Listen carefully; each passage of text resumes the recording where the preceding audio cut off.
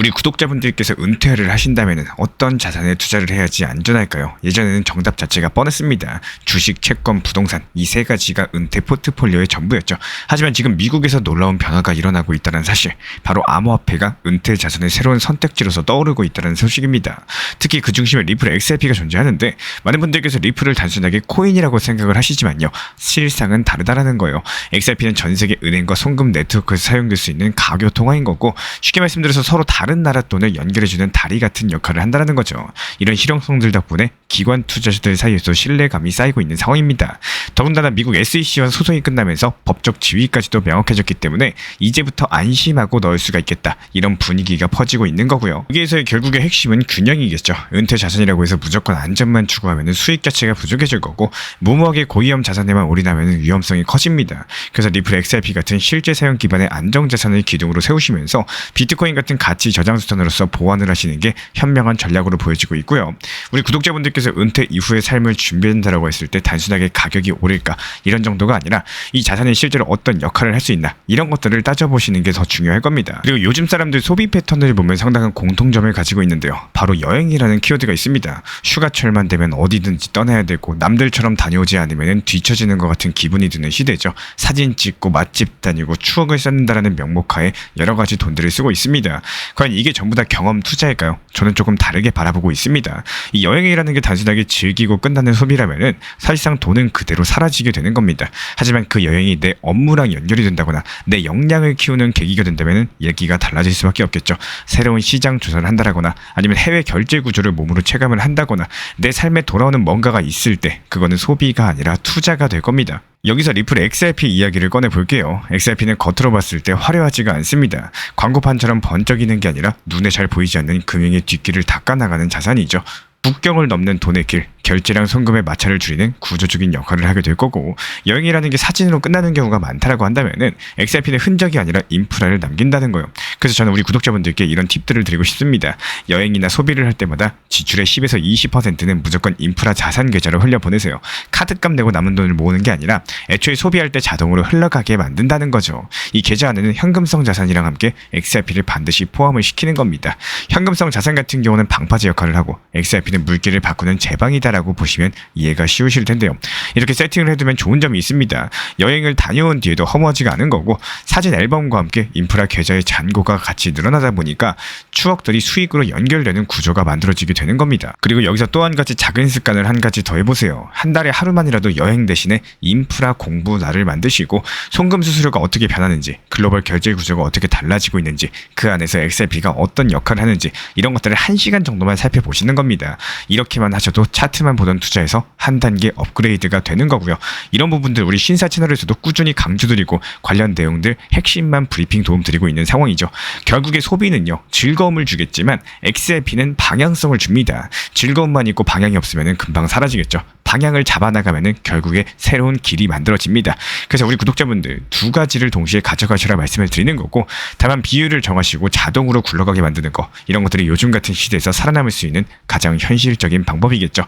여행 같은 것들 다녀오고 싶으시면 다녀오셔도 됩니다. 대신에 사진 한 장 더 찍는 대신 계좌 한 칸을 더 채우는 습관들, 오늘의 기분을 내일의 구조로서 바꾸는 습관들, 이런 미래를 위한 척칸에 XRP를 담는 것에 대해서 어떻게 생각을 하시나요? 자유롭게 영상 하단 댓글 통해서 의견 남겨주시면 후속 영상 통해서 다루어 드릴 예정이고요. 다음으로 암호화폐 시장 전반적인 사항들 살펴보도록 하겠습니다. 현재 이더리움 같은 경우 좀 심각해요. 지난주 단 4일 동안 무려 7억 8천만 달러, 우리 돈으로는 1조 원이 넘는 돈이 이더리움 ETF에서 빠져나갔습니다. 단순한 가격 조정이 아니라 기관 투자자들이 한 발 물러서는 모습이다, 이렇게도 해석이 가능한데요. 같은 기간 동안 비트코인 ETF는 오히려 돈이 순유입으로 전환이 됐어요. 이런 것들이 투자자들 입장에서는 당장은 비트코인은 안전하다, 이런 사설을 다시 믿기 시작했다는 뜻인 거고, 반대로 이더리움 같은 경우는 제도권 안에서 아직까지 확실한 역할을 보여주지 못하면서 시장에서 매력들이 다소 약해졌다, 이렇게 볼 수가 있겠습니다. 쉽게 말씀드려서 지금은 돈이 머물고 싶은 곳은 비트코인이고, 이더리움은 잠깐 외면받고 있다, 이렇게 해석을 하시면 될 것 같습니다. 그리고 이번에 미국 SEC 그리고 상품선물거래위원회 CFTC까지도 이 미국의 대표적인 규제기관 두 곳이 공식적으로 만남을 발표를 했는데요. 과거에는 서로 과달권 싸움도 했었고 의견도 엇갈렸던 두 기관이었었는데, 이번에는 암호화폐 규제라는 주제에서 협력을 하겠다라고 나선 겁니다. 특히 여기서 눈여겨보실 만한 부분은 무기한 수압을 미국 시장에 도입할지 해당 여부에 대해서 본격적으로 논의를 하겠다라는 대목인데요. 무기한 수압 같은 경우는 만기가 없는 파생 상품인데 지금까지는 바이낸스라거나 바이비트 같은 이런 해외 거래소에서만 활발하게 거래가 됐습니다. 미국은 규제 때문에 이런 상품들을 허용하지 않았었죠. 만약에 이게 제도권 안으로 들어온다면 미국 안에서 훨씬 더 큰 유동성이 공급이 될 거고 기존의 기관 자금이 정식적인 경로를 통해서 암호화폐 파생 상품에 뛰어들 수 있는 본격적인 길이 열리겠죠. 단기적으로 봤을 때 시장이 요동칠 수가 있겠지만 중장기적으로 보면은 암호화폐 시장이 더 커지고 더 제도화되는 이런 중요한 전환점이 될 수가 있겠습니다. 결국에 지금 당장은 비트코인이 시장의 신뢰를 더 받고 있는 상황이고 이더리움은 잠깐 힘을 잃고 있다는 거. 하지만 그 큰 그림에서는 미국이 드디어 암호화폐를 제도권 안으로 본격적으로 끌어들이려고 한다. 이런 점들입니다. 우리 구독자분들이시라면은 단기적으로는 비트코인의 흐름들을 주목하시면서도 중장기적으로는 제도권 친화적인 서사를 가진 자산, 예를 들어가지고 규제랑 결제, 인프라의 강점을 가진 리플, XRP 같은 코인들의 눈길을 두는 것이 전략적으로 더 의미가 있을 것으로 해석이 되고 있어요. 항상 강조 도움 드리고 있는 말씀이지만요. 제대로 알지 못하거나 이게 맞나 이런 마음이 드는 것들 애초에 처음부터 시작을 하지 않는 것이 좋습니다. 이게 투자 시장이 어렵다라고 해서 남들이 하락장에서 돈 번다는 얘기만 듣고 무리하게 선물 투자 매매라거나 해외 거래소에 덤벼들면 어떻게 될까요? 결국에 그동안 땀 흘려 모은 투자금이 단 한순간에 사라져버리는 일이 발생을 한다라는 거예요. 사실상 투자라는 것 자체가 이 기본적인 현물 매매만으로도 이미 큰 리스크를 안고 시작을 하시는 겁니다. 특히 코인 시장은 다른 어떤 투자 시장보다도 등락폭 자체가 클 거고 하루에도 수십 %씩 움직이곤 하는데요. 그 와중에 레버리지를 얹은 선물 매매라면은 그 위험도는 2배, 3배가 아니라 10배, 100배로서 뛰어오릅니다. 잠을 자고 일어나면 청산당하고 계좌가 텅 비어버리는 현실이 남는 거겠죠. 한번 상상을 해보세요. 투자금 5천만 원으로 매매를 하던 사람이 청산당해가지고 단숨에 0원이 되었다라고 가정을 해봅시다. 다시 마음을 다잡고 100만 원으로 현물 매매를 하겠다라고 시작을 하더라도 아무리 수익이 나도 만족감은 찾아오기가 힘들겠죠. 왜냐하면 선물 매매에서 한번 무너져버리면 그 회복 과정은 거의 불가능에 가깝기 때문입니다. 그리고 또 한 가지, 잘 알지도 못하는 해외 거래소에서 괜찮다더라 이런 말만 듣고 투자금을 보내는 거, 이건 정말 위험한 일입니다. 보낼 때는 버튼 몇 번 누르면 되니까 쉽게 보이지만요. 이게 나중에 찾으려면 못 찾는 경우가 허다한 거고, 만약에 지금 업비트나 비썸을 쓰고 계시다면은 그냥 거기서 현물 위주로 안전하게 길게 보고 매매하시는 게 훨씬 더 현명한 길입니다. 돈만 지키는 게 아니라 마음도 지키는 방법이니까요. 아마도 현재 많은 분들께서 하루에도 아침, 점심, 저녁에 습관처럼 업비트 열어보실 겁니다. 근데 여기서 선물 매매로 들어가면 어떻게 되냐? 10명 중에 9명은 일상 자체가 완전히 무너져버려요. 하루 종일 폰만 들여다보게 될 거고 신경은 날카로워지고 결국에 나 자신뿐만 아니라 가족과 주변 사람들까지도 힘들어지게 되는 겁니다. 투자 때문에 얻으려던 자유도가 오히려 족쇄가 된다는 거고, 반대로 원칙을 지키면서 현물 매매만 한다면 어떨까요? 시장은 결국에 오르락내리락 파동 속에서 우상향의 길을 걸어가고 있습니다. 지금 같은 하락장도 언젠가 지나가게 되어 있다는 거고, 가장 힘들고 견디기 어렵다고 느껴지는 시점이 사실은 저점일 때가 많죠. 가장 기쁘고 만족스러운 순간이 오히려 고점일 때가 많습니다. 결국에 중요한 거는 단기적인 유혹에 흔들리지 않으시면서 안전하게 오래 살아남는 거, 이게 우리 구독자분들 모두가 시장에서 롱런할 수 있는 매매를 이어가시기를 진심으로 응원 도움 드리겠습니다. 최근에 코인 시장 흐름이 10번 중에 8번, 즉 80% 확률로 일요일에서 월요일 넘어가는 시장은 통계적 약세장이 펼쳐집니다. 게다가 이번엔 단기 반등 장세가 나왔었죠. 그렇기 때문에 이에 따른 조정은 필연적이었었고, 실제로 RSI 지표상으로도 과열 구간이 확인돼가지고 종목 수익 실현 이후에 후속 매수 종목 타점 들이지 않았습니다. 현재 시장 모니터링 중에 있는 상황인데 잠깐 눌리는 시장일 뿐이지 대세 상승장은 지속될 것으로 보여요. 그렇기 때문에 현재 시점에서는 수익 실현한 비중 그대로 현금으로 가져가시면서 충분히 눌림을 가졌을 때 그때부터 후속 종목 득점 말씀드릴 예정이고요. XRP에 대해서도 단기 고점 구간인 4,850원 라인에서 매도한 물량들 현금 비중 활용해서 저점에서 다 나가실 수 있도록 분할 매수 타점까지도 공지 브리핑 드리고 있습니다. 실제로 이번에 걸어놨었던 분할 매수 가격 정확하게 체결되면서 XRP 고점에서 정리했던 물량들에 대해서 단기 저점에서 모아가고 있는 상황이고요. 이에 따른 단기 목표가 매도 타점, 그리고 단기 매수가 분할 매수 타점들을 동시에 드리면서 지속적인 수익을 창출해 나가고 있는 상황입니다.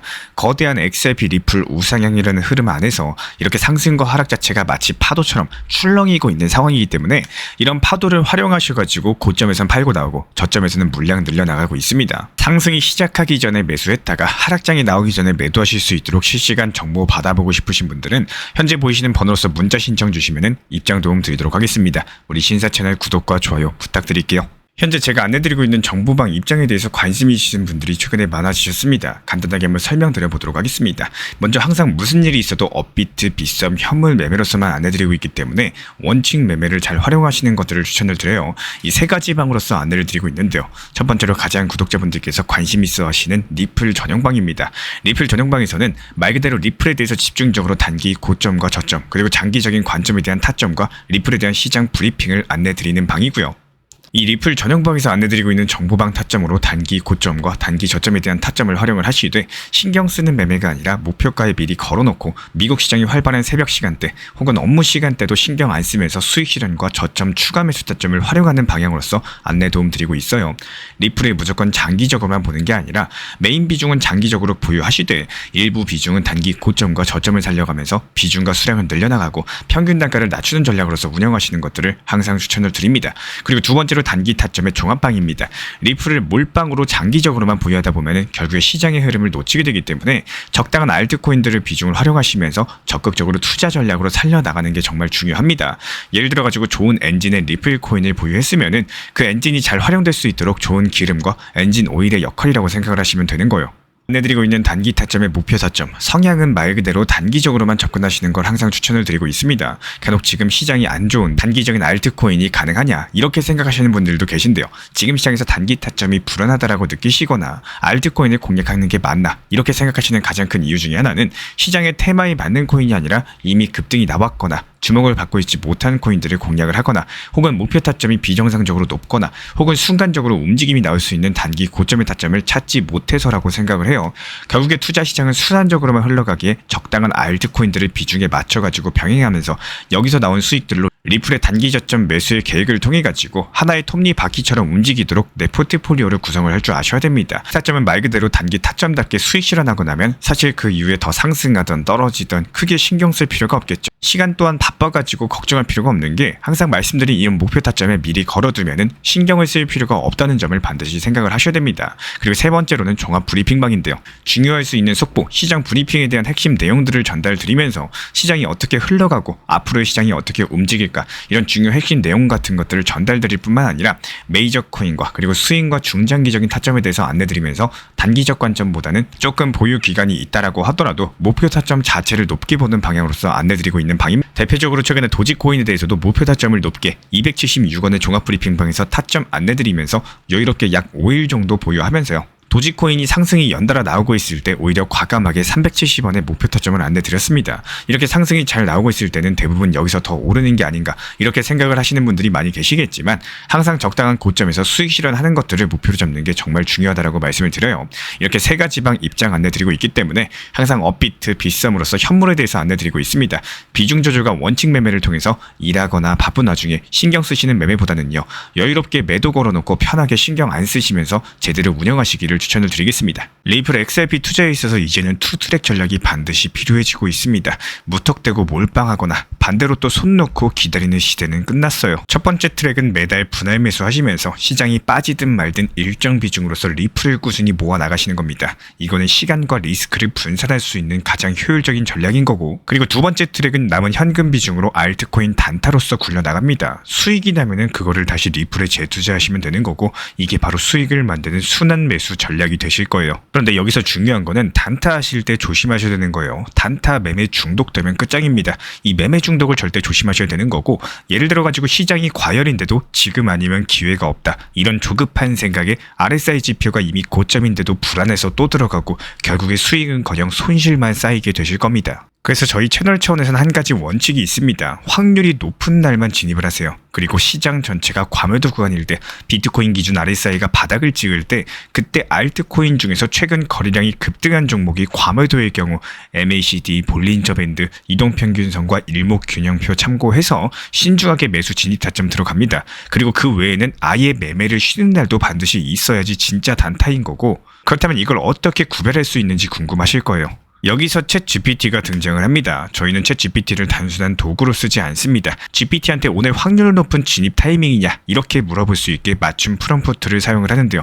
그리고 그 결과에 저의 실전 매매 노하우 30%를 덧붙여가지고 GPT 시그널을 보완합니다. 어떻게 하는지 궁금하신 분들 GPT 검색력과 활용 전략을 이용해가지고 이 두 가지를 한 방에 알려드리고 있습니다.